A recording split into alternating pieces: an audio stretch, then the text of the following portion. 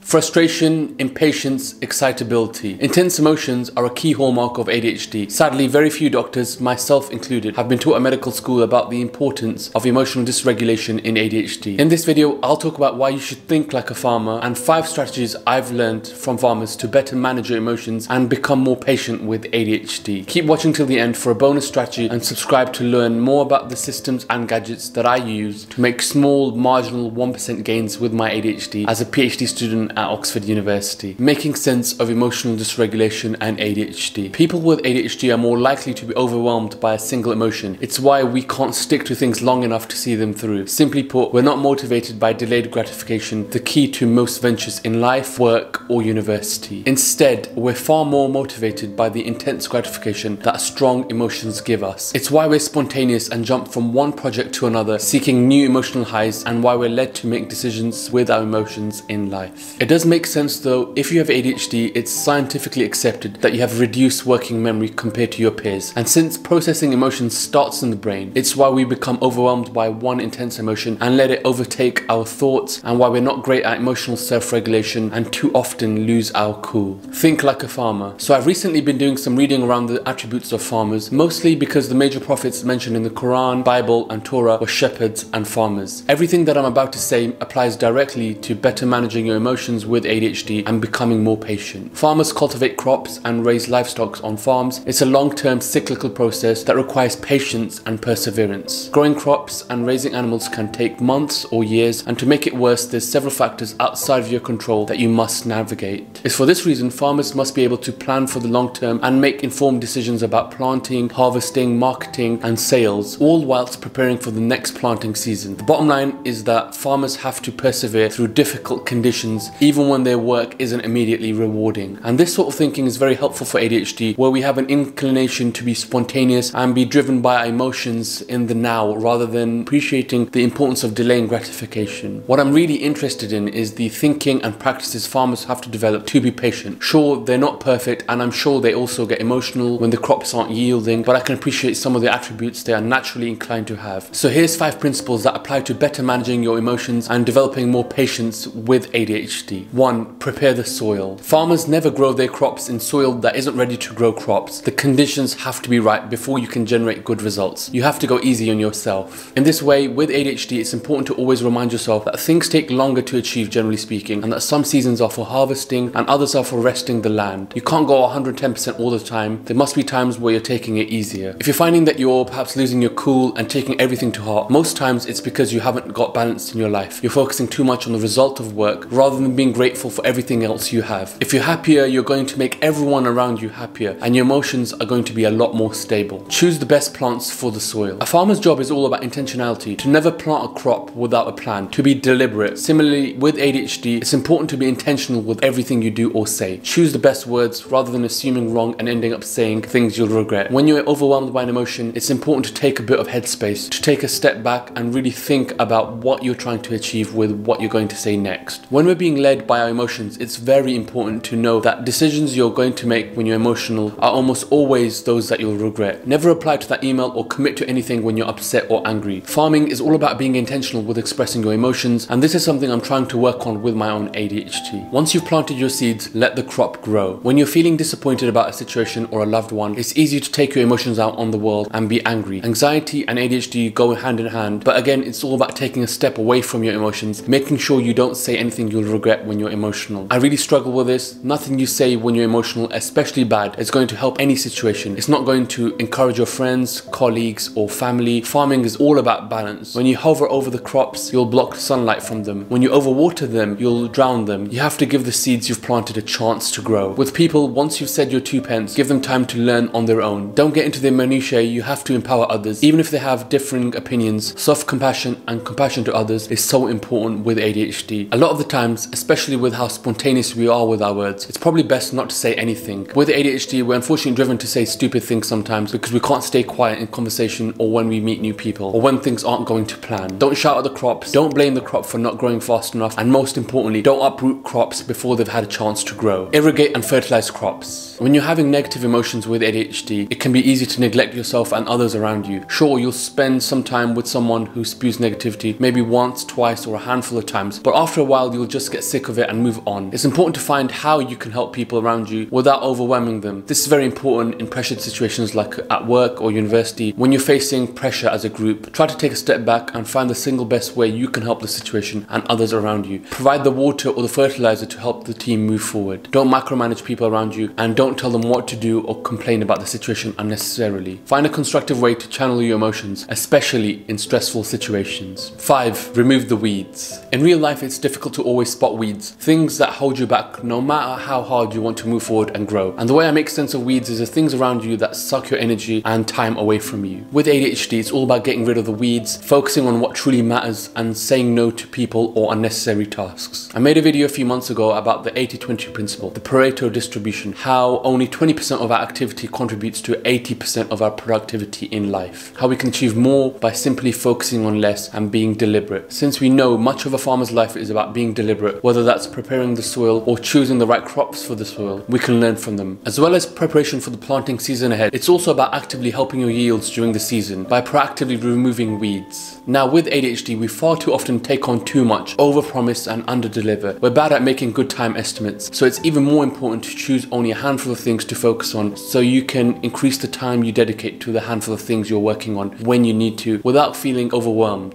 At Oxford, by focusing only on 2 or 3 things in my life and taking these seriously, I've had a lot more time and energy to be productive and stop myself feeling overwhelmed and invariably procrastinating. Since you stay till the end, I'll share a bonus strategy that I found helpful to better manage my emotions and generally live a happier life with ADHD. 6. Remember, you'll have good seasons and bad seasons. When you're really committed to doing well at one thing, university, work or life, it's very easy to get all wound up if things don't go to plan. Whether it's an important interview or an exam, it's helpful to think of life in seasons. Sometimes we just need to restart from square one and just try to make the best of a bad outcome. You can't judge your entire life based on one bad season. It's important to remember previous harvests and be grateful. This is a lot harder to act on in real life, but I found that reminding myself often that things will go better than I imagined and sometimes worse than planned, I just have to take the good with the bad. Emotional instability and strong emotions are seen so often in ADHD. Farmers have attributes that we can apply to our lives to help us improve our relationships and to improve our lives. So that's 6 things I've learned from farmers that we can all apply to our lives with ADHD to better manage our intense emotions. I hope you found this video helpful and learned at least one thing. If you did, let me know in the comment section below, and like this video and subscribe to stay up to date with more videos on the systems and gadgets that I've built at Oxford that help me make small, marginal 1% gains with my ADHD. Thanks for watching, and I'll see you next week.